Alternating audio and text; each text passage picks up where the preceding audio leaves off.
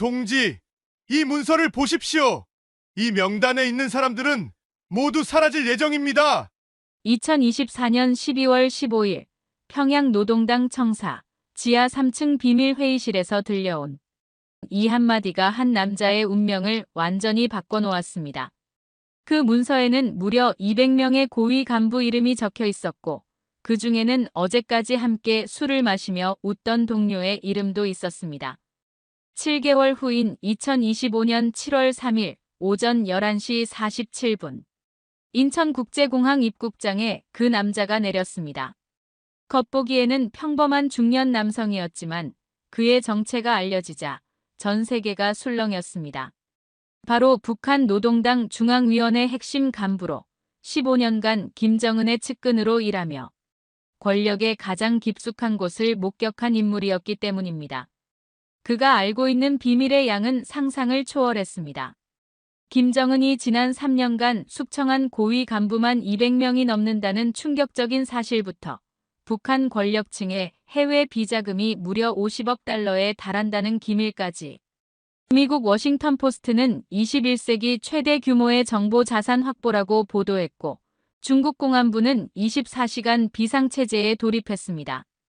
과연 김정은의 가장 가까운 곳에서 그는 무엇을 보았을까요?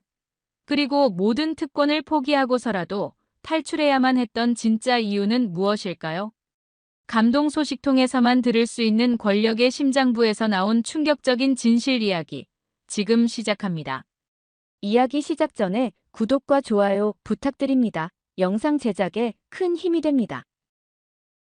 그를 편의상 김 간부라고 부르겠습니다.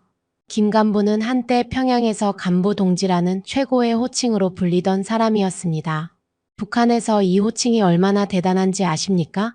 평양 시민 200만 명 중에서도 단 몇천 명만이 받을 수 있는 특권층의 증표였습니다. 김 간부는 노동당 중앙위원회에서 핵심 업무를 담당했고 매주 화요일마다 김정은이 직접 참석하는 고위간부 회의에 참석했습니다. 그의 일상은 어땠을까요? 아침 7시 전용 운전사가 모는 검은색 벤츠가 그의 집 앞에 대기했습니다. 북한에서 개인 차량을 소유한다는 것, 그것도 외제차를 탄다는 것이 얼마나 상상할 수 없는 특권인지 모르는 분들이 많으실 겁니다. 그의 아파트는 평양 중심가 창광거리에 위치한 고급 주택이었습니다. 120평에 달하는 이 아파트에는 일반 북한 주민들이 꿈도 꿀 수 없는 것들이 가득했습니다. 24시간 온수 공급, 끊이지 않는 전력, 그리고 매일 배달되는 특별 배급품들. 김 간부의 냉장고에는 항상 일본산 소고기, 노르웨이산 연어, 프랑스산 치즈가 채워져 있었습니다. 그의 아내는 매주 중국에서 공수해오는 명품 화장품을 사용했고 아이들은 유럽산 장난감과 의류로 치장했습니다. 하지만 이런 물질적 풍요보다 더 큰 특권이 있었습니다. 바로 안다는 것이었습니다. 김 간부는 김정은의 진짜 모습을, 북한 권력층의 민낯을, 그리고 체제 내부의 잔혹한 진실을 누구보다 가까이서 목격할 수 있는 위치에 있었습니다. 매주 화요일 오전 10시 노동당 중앙위원회 회의실. 김정은이 들어오면 모든 간부들이 일어나 박수를 쳤습니다. 하지만 김 간부는 그 박수 소리 뒤에 숨겨진 공포를 읽을 수 있었습니다. 어제까지 함께 일하던 동료가 오늘은 보이지 않는 일이 빈번했기 때문입니다. 그렇습니다. 김 간부는 북한 체제의 가장 높은 곳에 서 있었습니다. 하지만 바로 그 위치가 훗날 그로 하여금 모든 것을 포기하고 탈출을 결심하게 만든 이유가 되었습니다. 과연 권력의 핵심에서 그는 무엇을 보았을까요? 북한에는 보이지 않는 계급이 존재합니다. 바로 천상계와 지상계입니다. 김 간부는 자신이 천상계에 속해 있다고 생각했습니다. 그리고 실제로 그곳의 삶은 상상을 초월하는 화려함이었습니다. 매주 목요일이면 특공 공급이라는 것이 있었습니다. 이것은 북한 고위 간부들만이 받을 수 있는 특별 배급입니다. 일반 주민들이 옥수수죽으로 연명할 때 간부들의 식탁에는 한우, 참치회, 심지어 캐비어까지 올라왔습니다. 김 간부의 증언에 따르면 이 특공 공급품들은 모두 해외에서 밀수로 들여온 것들이었습니다. 스위스산 초콜릿, 일본산 위스키, 프랑스산 와인. UN 제재를 받고 있는 나라에서 벌어지는 일이라고는 믿기 어려운 일들이었습니다. 그뿐만 아니었습니다. 김 간부의 아들은 평양 제1중학교에 다녔습니다. 이 학교는 북한 최고 엘리트들의 자녀만 입학할 수 있는 곳이었죠. 여기서 아이들은 외국어 5개 국어를 배우고 해외 대학 진학을 준비했습니다. 수업료는 얼마였을까요? 일반 북한 주민의 10년 생계비에 해당하는 금액이었습니다. 하지만 김 간부에게는 그저 종이 조각에 불과했습니다. 그의 월급은 일반 주민의 100배가 넘었으니까요. 휴가철이 되면 김 간부 가족은 묘양산 특별 휴양지로 떠났습니다. 이곳은 김일성과 김정일도 자주 찾았던 곳으로 일반인들은 접근조차 할 수 없는 금역이었습니다. 여기서 그들은 온천욕을 즐기고 스키를 타며 세계 각국에서 공수해온 진미들을 맛보았습니다. 하지만 김 간부는 점점 이상한 것을 느끼기 시작했습니다. 이 모든 화려함 뒤에 숨겨진 무언가가 있다는 것을 말입니다. 어느 날 밤 그는 창밖을 바라보며 이상한 광경을 목격했습니다. 자신이 살고 있는 창광거리에서 불과 2km 떨어진 곳에서는 사람들이 쓰레기통을 뒤지고 있었던 것입니다. 화려한 네온사인 아래 굶주린 아이들이 음식 찌꺼기를 찾고 있는 모습을 본 순간 그는 깨달았습니다. 자신이 살고 있는 천상계는 사실 거대한 감옥의 VIP 룸에 불과하다는 것을, 그리고 이 특권들은 언제든 사라질 수 있는 신기루 같은 것이라는 사실을. 김 간부는 그때부터 더욱 예민하게 주변을 관찰하기 시작했습니다. 그리고 곧 더욱 충격적인 진실들과 마주하게 되었습니다. 김정은 체제의 진짜 얼굴을 보고 싶다면 노동당 중앙위원회 회의실을 들여다봐야 합니다. 겉보기에는 권력의 핵심, 북한의 두뇌가 모이는 신성한 공간처럼 보입니다. 하지만 김 간부가 목격한 그곳의 실상은 전혀 달랐습니다. 회의실 곳곳에는 소형 마이크가 숨겨져 있었습니다. 천장의 환풍구 안에, 책상 서랍 밑에, 심지어 화분 속에까지. 김 간부는 우연히 이 사실을 알게 되었습니다. 회의 중 떨어뜨린 펜을 줍다가 책상 밑에서 반짝이는 소형 장치를 발견한 것이죠. 그 순간 김 간부는 소름이 돋았습니다. 자신들이 나누는 모든 대화, 심지어 속삭임까지도 누군가가 듣고 있다는 뜻이었으니까요. 김정은은 간부들을 믿지 않았습니다. 오히려 그들을 가장 위험한 존재로 여기고 있었던 것입니다. 더욱 충격적인 것은 간부들끼리도 서로를 감시한다는 사실이었습니다. 김 간부의 옆자리에 앉던 박 국장이 어느 날 조용히 귀띔했습니다. 김 동지 조심하시오. 요즘 당에서는 충성도 검열이 강화되고 있소. 무슨 뜻인지 물어보니 박 국장은 주변을 살펴본 후 더욱 작은 목소리로 말했습니다. 각자 옆에 앉은 사람의 일거수일투족을 보고하라는 지시가 내려왔소. 회의 중 표정 변화, 발언 내용, 심지어 화장실 가는 횟수까지. 김 간부는 등골이 서늘해졌습니다. 그는 지난 몇 달간 자신도 모르게 동료들을 감시하고 있었던 것입니다. 그리고 자신 역시 누군가에 의해 감시받고 있었던 것이죠. 이런 공포는 일상이 되어버렸습니다. 회의실에서 김정은이 농담을 하면 모든 간부들이 웃었지만 그 웃음소리에는 진심이 담겨 있지 않았습니다. 각자 얼마나 웃어야 할지, 언제까지 웃어야 할지를 계산하며 연기하고 있었던 것입니다. 실수라는 것은 곧 죽음을 의미했습니다. 김 간부는 지난 2년간 무려 15명의 고위 간부들이 갑자기 사라지는 것을 목격했습니다. 어제까지 함께 회의하던 사람이 오늘은 빈자리만 남겨두고 증발해버리는 일이 반복되었습니다. 그중 가장 충격적이었던 사건은 리 부부장의 실종이었습니다. 리 부부장은 김 간부보다 10년 선배로 항상 조심스럽게 처신하던 사람이었습니다. 그런 그가 어느 날 갑자기 사라진 이유는 단 하나, 회의 중에 김정은의 발언에 대해 재검토가 필요하다는 말을 했기 때문이었습니다. 리 부부장뿐만 아니라 그의 아내와 대학생 딸까지 모두 함께 사라졌습니다. 김 간부는 나중에 알게 되었습니다. 그들이 정치범 수용소로 끌려갔다는 것을, 그리고 그곳에서는 살아나올 가능성이 거의 없다는 것을. 김 간부는 매일 밤 잠자리에서 생각했습니다. 내일은 내 차례일까? 권력의 핵심에 있다고 생각했던 자신이 사실은 가장 위험한 곳에 서 있다는 것을 깨달았습니다. 김정은 옆에 있을수록 죽음은 더 가까워지고 있었습니다. 2024년 12월 15일 김 간부의 인생이 완전히 바뀐 날이었습니다. 그날도 평상시와 다를 바 없는 하루였습니다. 아침 7시에 전용차를 타고 노동당 청사에 도착했고 오전 10시부터 정례 회의에 참석했습니다. 하지만 그날 회의 후 김 간부는 평소와 다른 일을 하게 되었습니다. 김정은의 특별 지시로 내부 검열 관련 문서를 정리하라는 명령을 받은 것입니다. 이 문서들은 최고 기밀 중에 최고 기밀이었습니다. 김 간부가 그 문서를 펼쳐본 순간 그의 손이 덜덜 떨리기 시작했습니다. 그 안에는 숙청 대상자 명단이 적혀 있었습니다. 무려 50명의 고위 간부들 이름이 빼곡히 적혀 있었는데 그 중에는 어제까지 함께 술을 마시며 웃었던 동료들의 이름도 있었습니다. 더욱 충격적인 것은 그 명단의 맨 아래쪽에서 발견한 것이었습니다. 바로 자신과 가까운 동료인 최 과장의 이름이 적혀 있었던 것입니다. 최 과장은 김 간부와 같은 해에 입당했고 아이들도 같은 학교에 다니는 절친한 사이였습니다. 그뿐만 아니었습니다. 문서를 더 넘겨보니 각 대상자들의 죄목이 상세히 기록되어 있었습니다. 최 과장의 죄목은 해외 친인척과의 연락이었습니다. 하지만 김 간부는 알고 있었습니다.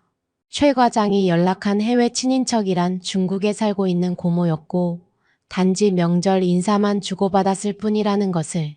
이것이 죄가 된다면 북한에서 살아남을 수 있는 사람이 과연 몇 명이나 될까요?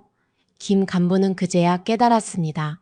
이 체제에서는 누구도 안전하지 않다는 것을, 그리고 자신 역시 언제든 그 명단에 이름이 올라갈 수 있다는 것을. 그날 밤 김 간부는 잠을 이룰 수 없었습니다. 머릿속에는 온통 최 과장의 얼굴만 떠올랐습니다. 내일 회의에서 최 과장을 보면 어떤 표정을 지어야 할까요? 자연스럽게 인사를 나눌 수 있을까요? 아니면 이미 그를 죽은 자로 여겨야 하는 걸까요? 다음 날 아침 김 간부는 평소보다 일찍 사무실에 나갔습니다. 혹시 최 과장을 마지막으로 볼 수 있을지도 모른다는 생각에서였습니다. 하지만 최 과장의 자리는 이미 비어 있었습니다. 김 간부는 조심스럽게 다른 동료에게 물어봤습니다. 최 과장은 어디 갔나요? 동료는 어깨를 으쓱하며 대답했습니다. 글쎄요, 오늘 아침부터 안 보이네요. 아마 어디 출장 갔나 보죠. 하지만 김 간부는 알고 있었습니다. 최 과장이 다시는 이 사무실에 나타나지 않을 것이라는 것을. 그리고 며칠 후 최 과장의 책상과 개인 물품들이 모두 사라져 있는 것을 보며 그의 예상이 맞았다는 것을 확인했습니다. 바로 그 순간이었습니다. 김 간부가 탈북을 결심한 것은. 그는 속으로 다짐했습니다. 여기서 더 살면 안 된다. 언젠가는 내 차례가 올 것이다. 그 전에 나가야 한다. 하지만 탈북이 쉬운 일일까요? 더군다나 김 간부처럼 고위직에 있던 사람에게는 더욱 어려운 일이었습니다. 그는 24시간 감시받고 있었고 평양을 벗어나려면 특별한 통행증이 필요했습니다. 무엇보다 가장 큰 걸림돌은 가족이었습니다. 아내와 두 아이를 두고 혼자 떠날 수는 없었습니다. 하지만 가족 모두가 함께 탈북하는 것은 거의 불가능에 가까웠습니다. 북한에서는 고위 간부의 가족들까지 철저히 감시하고 있었기 때문입니다. 김 간부는 밤마다 고민에 빠졌습니다. 과연 어떻게 해야 할까요? 가족의 안전을 보장하면서도 자신은 탈북할 수 있는 방법이 있을까요? 그러던 어느 날 기회가 찾아왔습니다. 2025년 1월 갑작스럽게 해외 출장 지시가 내려진 것입니다. 목적지는 베트남이었고 명목상으로는 경제협력 논의였지만 실제로는 김정은의 개인적인 휴양이 주된 목적이었습니다. 김 간부에게는 이것이 천금과도 같은 기회였습니다. 해외에 나가면 탈북의 가능성이 조금이라도 높아질 수 있었기 때문입니다. 하지만 동시에 가장 위험한 순간이기도 했습니다. 해외에서 조금이라도 의심스러운 행동을 하면 즉시 본국으로 송환되어 처형당할 수 있었으니까요. 김 간부는 결심했습니다. 이번이 마지막 기회일지도 모른다고. 베트남에서 반드시 탈북의 실마리를 찾아보겠다고. 하지만 과연 그의 계획이 성공할 수 있을까요? 김 간부에게는 시간이 많지 않았습니다. 고위 간부라는 그의 지위가 오히려 탈북을 더욱 어렵게 만들고 있었습니다. 그의 일거수일투족은 24시간 감시받고 있었고 평양을 벗어나려면 특별한 통행증이 필요했습니다. 하지만 김 간부에게는 한 가지 장점이 있었습니다. 바로 해외 출장 경험이 풍부하다는 것이었습니다. 그는 지난 5년간 당의 업무로 중국, 러시아, 베트남 등을 오가며 현지 사정을 잘 알고 있었습니다. 특히 동남아시아 루트에 대해서는 누구보다 정통했습니다. 김 간부는 조심스럽게 탈북 루트를 수소문하기 시작했습니다. 하지만 이것은 목숨을 건 도박이었습니다. 잘못하면 즉시 발각되어 정치범 수용 소행을 면할 수 없었기 때문입니다. 베트남 하노이에 도착한 김 간부는 숙소에서 신중하게 움직이기 시작했습니다. 그는 출장 중 자유시간을 이용해 현지 한국 교민과 접촉했습니다. 물론 이것만으로도 발각되면 즉시 처형감이었습니다. 그 교민은 놀랍게도 김 간부의 상황을 이해해 주었습니다. 그리고 조심스럽게 한 가지 제안을 했습니다. 한국 대사관에 직접 가시는 것은 너무 위험합니다. 하지만 다른 방법이 있어요. 그 방법이란 라오스를 경유하는 것이었습니다. 라오스는 북한과 외교 관계를 유지하고 있지만 동시에 탈북자들에 대해서는 비교적 관대한 정책을 펴고 있었습니다. 더 중요한 것은 라오스에서 태국으로 넘어가는 루트가 상대적으로 안전하다는 것이었습니다. 김 간부는 베트남에서 라오스로 가는 방법을 알아봤습니다. 다행히 그의 북한 외교 여건으로도 라오스 입국이 가능했습니다. 하지만 문제는 북한 수행단을 어떻게 따돌리느냐였습니다. 기회는 베트남 방문 마지막 날에 왔습니다. 김정은 일행이 하노이 시내 관광을 하는 동안 김 간부는 몸이 아프다며 숙소에 남았습니다. 이것이 그의 탈출을 위한 첫 번째 거짓말이었습니다. 숙소에서 기다리던 김 간부는 오후 3시경 조용히 짐을 챙겼습니다. 그가 가져간 것은 여권과 약간의 현금 그리고 북한 체제의 비밀이 담긴 USB 하나뿐이었습니다. 이 USB는 훗날 그의 생명을 구해줄 중요한 증거가 될 것이었습니다. 김 간부는 택시를 타고 하노이 공항으로 향했습니다. 공항에서 라오스행 항공편을 예약하려 했지만 문제가 생겼습니다. 북한 외교관이 혼자 다른 나라로 가려면 특별한 허가가 필요하다는 것이었습니다. 하지만 김 간부는 포기하지 않았습니다.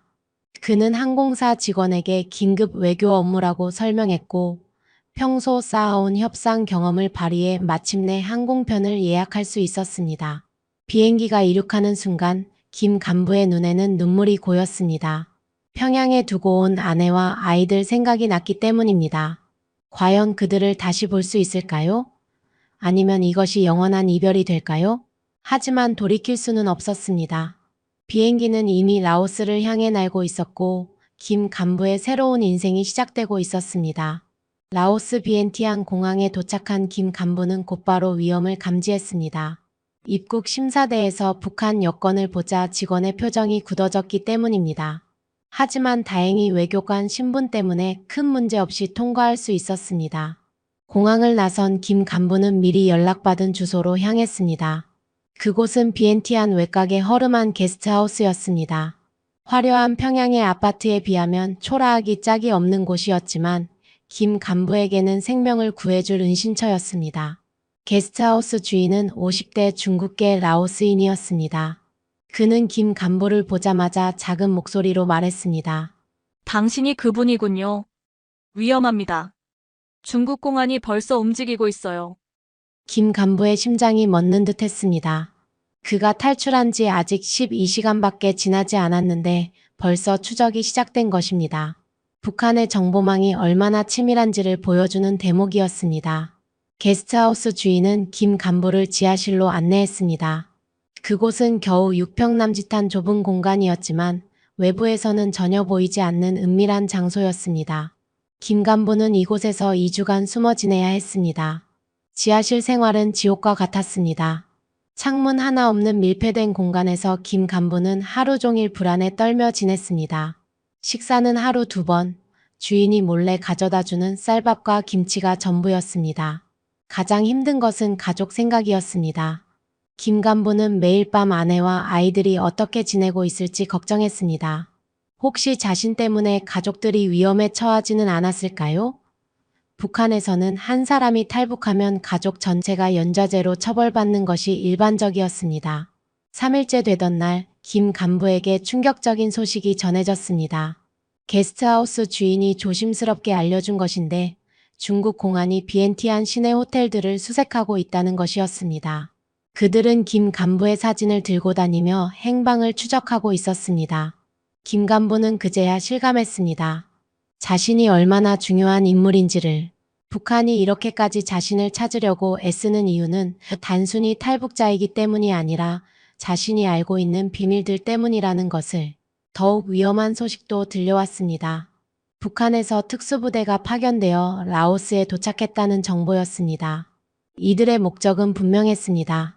김 간부를 생포해서 북한으로 송환하거나 그것이 불가능하다면 김 간부는 매일 밤 일기를 썼습니다. 혹시 자신에게 무슨 일이 생기더라도 진실만은 세상에 알려야 한다는 생각에서였습니다. 그 일기에는 김정은 체제의 잔혹한 실상과 북한 고위층의 부패, 그리고 주민들의 참혹한 현실이 생생하게 기록되어 있었습니다. 지하실에서 보낸 2주는 김 간부 인생에서 가장 긴 시간이었습니다. 시계도 없고 자연광도 들어오지 않는 공간에서 그는 시간의 흐름마저 잃어버렸습니다. 오직 하루하루 살아남는 것만이 목표였습니다. 그러던 어느 날 밤 게스트하우스 주인이 급하게 내려왔습니다. 준비하세요. 내일 새벽에 떠나야 합니다. 드디어 태국으로 넘어갈 때가 온 것입니다. 하지만 가장 위험한 순간도 바로 이때였습니다. 국경을 넘는 과정에서 발각되면 모든 것이 끝장이었으니까요. 김 간부는 그날 밤 잠을 이루지 못했습니다. 내일이면 자유로 한 걸음 더 다가갈 수 있을지 아니면 모든 것이 끝날지 알 수 없었기 때문입니다. 2025년 7월 3일 새벽 4시 김 간부의 인생에서 가장 중요한 여행이 시작되었습니다. 라오스와 태국 국경을 넘어 자유의 땅으로 향하는 마지막 여정이었습니다. 게스트하우스 주인과 함께 낡은 픽업 트럭에 몸을 맡긴 김 간부는 5시간 동안 험한 산길을 달렸습니다. 도로라고 부르기도 민망한 비포장 길에서 트럭은 수없이 흔들렸고 김 간부는 몇 번이나 차에서 떨어질 뻔했습니다. 태국 국경 근처에 도착했을 때는 이미 해가 중천에 떠 있었습니다. 여기서 김 간부는 또 다른 안내인을 만났습니다. 태국계 중국인인 그는 이런 일에 경험이 많아 보였습니다. 여기서부터는 걸어야 합니다. 약 2시간 정도 산길을 걸으면 태국 땅에 도착할 수 있어요. 김 간부는 평생 이렇게 힘든 산행을 해본 적이 없었습니다. 평양에서는 항상 차로 이동했고 운동이라고는 골프 정도가 전부였던 그에게 산길 2시간은 고행이었습니다. 하지만 포기할 수는 없었습니다. 발에 물집이 잡히고 온몸이 땀으로 범벅이 되어도 김 간부는 묵묵히 걸었습니다. 자유에 대한 간절함이 그의 다리에 힘을 주었습니다. 마침내 태국 땅에 발을 디딘 순간 김 간부는 무릎이 꺾였습니다. 안도감과 감격이 한꺼번에 밀려왔기 때문입니다. 하지만 아직 안전한 것은 아니었습니다. 태국 당국에 자수해야 하는 과정이 남아 있었습니다. 안내인의 도움으로 가장 가까운 태국 경찰서에 도착한 김 간부는 떨리는 목소리로 말했습니다. I am a North Korean defector. I want to go to South Korea. 경찰관들은 깜짝 놀랐습니다. 평소에도 북한 탈북자들이 종종 찾아오지만 이렇게 고위 간부 출신은 처음이었기 때문입니다. 김 간부의 외교관 여권과 북한 내부 문서들을 본 경찰관들은 즉시 상급자에게 보고했습니다. 그날 밤 김 간부는 태국 경찰서 유치장에서 생애 처음으로 마음 편히 잠을 잘 수 있었습니다. 더 이상 북한의 추적을 걱정하지 않아도 되었기 때문입니다. 3일 후 한국 외교관들이 김 간부를 찾아왔습니다. 그들은 한국 대사관 직원들이었고 김 간부의 한국 이송을 준비하러 온 것이었습니다. 고생 많으셨습니다. 이제 안전합니다. 한국어로 들은 첫 위로의 말에 김 간부는 눈물이 핑 돌았습니다. 같은 민족의 언어가 이렇게 따뜻하게 느껴진 적은 없었습니다. 2025년 7월 10일 김 간부는 마침내 인천공항에 도착했습니다. 비행기에서 내리는 순간 그는 공항 청사에 걸린 태극기를 보았습니다. 그 순간 김 간부는 주저앉고 말았습니다. 평생 인공기만 보며 살았던 그에게 태극기는 자유의 상징이었습니다. 빨간색과 파란색이 조화를 이루는 태극 문양을 보는 순간 지난 6개월간의 모든 고통과 두려움이 한꺼번에 쏟아져 나왔습니다. 드디어 자유로운 땅에 왔구나. 김 간부를 맞이한 국정원 관계자들도 그의 감격에 함께 눈시울을 붉혔습니다. 한 사람의 용기 있는 선택이 얼마나 소중한 것인지를 다시 한번 느낄 수 있는 순간이었습니다. 공항에서 나오며 김 간부는 서울의 하늘을 올려다봤습니다. 그 하늘에는 감시와 통제가 아닌 희망과 자유가 있었습니다. 그리고 그는 다짐했습니다. 이제 자신이 알고 있는 모든 진실을 세상에 알리겠다고. 김 간부의 한국 입국 소식이 알려지자 전 세계 정보기관들이 술렁이기 시작했습니다. 이것은 단순한 탈북이 아니었습니다. 김정은 체제의 핵심 비밀을 알고 있는 최고위급 인사의 망명이었기 때문입니다. 국정원 조사실에서 김 간부는 놀라운 정보들을 쏟아내기 시작했습니다. 그가 가져온 USB에는 북한 권력층의 비자금 조성 내역, 해외 공작원 명단, 그리고 핵 개발 관련 기밀 정보들이 담겨 있었습니다. 특히 충격적이었던 것은 숙청 명단이었습니다. 김정은이 지난 3년간 제거한 고위 간부들의 명단과 그 이유가 상세히 기록되어 있었습니다. 그 수는 무려 200명이 넘었습니다. 이 중 상당수는 단순한 의견 차이나 사소한 실수 때문에 목숨을 잃었습니다. 김 간부의 증언에 조사관들은 경악했습니다. 북한 체제의 잔혹함은 상상을 초월하는 수준이었습니다. 더욱 놀라운 것은 김정은의 실제 모습에 대한 증언이었습니다. 대외적으로는 카리스마 넘치는 지도자로 포장되지만 실제로는 극도의 편집증 환자라는 것이었습니다. 김정은은 매일 밤 악몽에 시달립니다. 자신을 죽이려는 음모가 있다고 믿고 있어요. 그래서 측근들마저 믿지 못하죠. 김 간부는 김정은이 음식을 먹기 전 반드시 3명의 시식관이 먼저 맛을 보도록 하고 침실도 매일 바꾼다고 증언했습니다. 권력의 정점에 있지만 사실은 가장 고독하고 불안한 존재라는 것이었습니다. 국제사회의 반응은 즉각적이었습니다. 미국 국무부는 김 간부의 증언을 바탕으로 북한 인권 백서를 새로 발간했습니다. UN 인권위원회도 긴급회의를 소집해 북한 상황을 논의했습니다. 가장 놀란 것은 중국이었습니다. 김 간부가 폭로한 북한, 중국 간 비밀 거래 내역들이 국제사회에 공개되면서 중국 정부는 큰 당황을 감추지 못했습니다. 그들이 UN 제재를 우회해 북한을 지원해왔다는 증거들이 명백히 드러났기 때문입니다. 러시아 역시 마찬가지였습니다. 김 간부는 북한이 러시아에 파견한 노동자들의 실상을 상세히 폭로했습니다. 이들이 사실상 강제 노동에 시달리고 있으며 임금의 90%가 북한 정권으로 송금되고 있다는 것이었습니다. 북한 내부의 동요도 감지되기 시작했습니다. 김 간부의 탈북 소식을 들은 다른 고위 간부들이 불안해하고 있다는 정보가 포착되었습니다. 일부는 자신들도 숙청 대상에 포함되어 있는지 확인하려고 애쓰고 있었습니다. 김정은은 분노했습니다. 그는 보위부에 김 간부의 가족을 즉시 체포하라고 지시했습니다. 하지만 놀랍게도 김 간부의 아내와 아이들은 이미 사라진 후였습니다. 김 간부가 탈북하기 전에 미리 안전한 곳으로 피신시켜 놓았던 것입니다. 이것은 김 간부가 얼마나 치밀하게 계획을 세웠는지를 보여주는 대목이었습니다. 그는 단순히 개인의 안전만을 위해 탈북한 것이 아니라 가족의 안전까지 고려한 치밀한 작전을 수행한 것이었습니다. 세계 언론들도 김 간부의 이야기에 주목했습니다. CNN, BBC, NHK 등 주요 방송사들이 그의 증언을 특집으로 다뤘습니다. 김정은 체제의 몰락이 시작되었다는 분석들이 쏟아져 나왔습니다. 한국 정부는 김 간부를 전략적 자산으로 분류하고 최고 수준의 보안을 제공했습니다. 그의 증언 하나하나가 북한 체제 해체의 중요한 단서가 될 수 있었기 때문입니다. 세계가 이렇게 주목하는 이유는 분명했습니다. 김 간부의 용기 있는 선택이 동북아시아, 나아가 세계 평화의 새로운 전환점을 만들어낼 수 있기 때문이었습니다. 현재 김 간부는 정부 보호하지만 김 간부에게는 아직도 아픈 상처가 있습니다. 바로 북한에 남겨둔 동료들과 일반 주민들에 대한 죄책감입니다. 그는 종종 이렇게 말합니다. 나 혼자만 자유를 얻었다는 것이 때로는 미안합니다. 하지만 이것이 더 많은 사람들의 자유를 위한 첫걸음이라고 믿고 있어요. 실제로 김 간부의 용기는 파급 효과를 만들어내고 있습니다. 올해 들어 북한 고위층 출신 탈북자들이 증가하고 있다는 통계가 나왔습니다.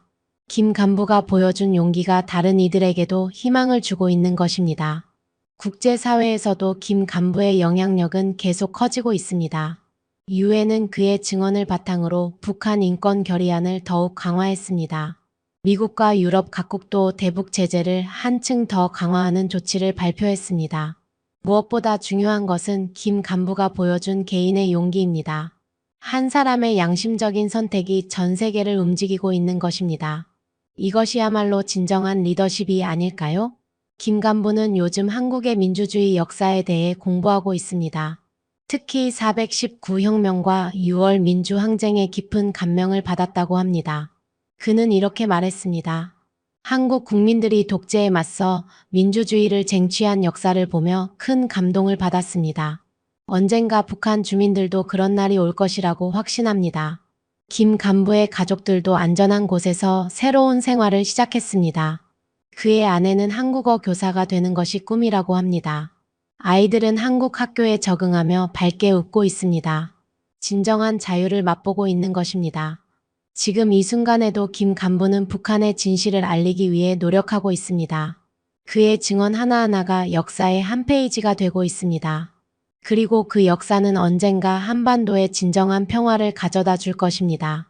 여러분은 어떻게 생각하십니까? 김 간부를 단순히 탈북자로 기억해야 할까요? 아니면 진실을 위해 모든 것을 걸고 용기를 낸 증언자로 기억해야 할까요? 저는 그가 후자라고 생각합니다. 그의 선택은 개인의 안전을 위한 것이 아니라 진실과 정의를 위한 것이었기 때문입니다. 한 사람의 용기가 세상을 바꿀 수 있다는 것을 보여준 살아있는 증거입니다. 마지막으로 김 간부가 한국 국민들에게 전하고 싶다고 한 말을 여러분께 전해드리겠습니다. 한국이라는 자유로운 나라에서 살 수 있게 해주셔서 감사합니다. 여러분의 민주주의가 얼마나 소중한 것인지, 그것을 지키기 위해 얼마나 많은 희생이 있었는지를 북한에서 온 제가 더 잘 알고 있습니다. 부디 이 소중한 자유를 끝까지 지켜주시기 바랍니다.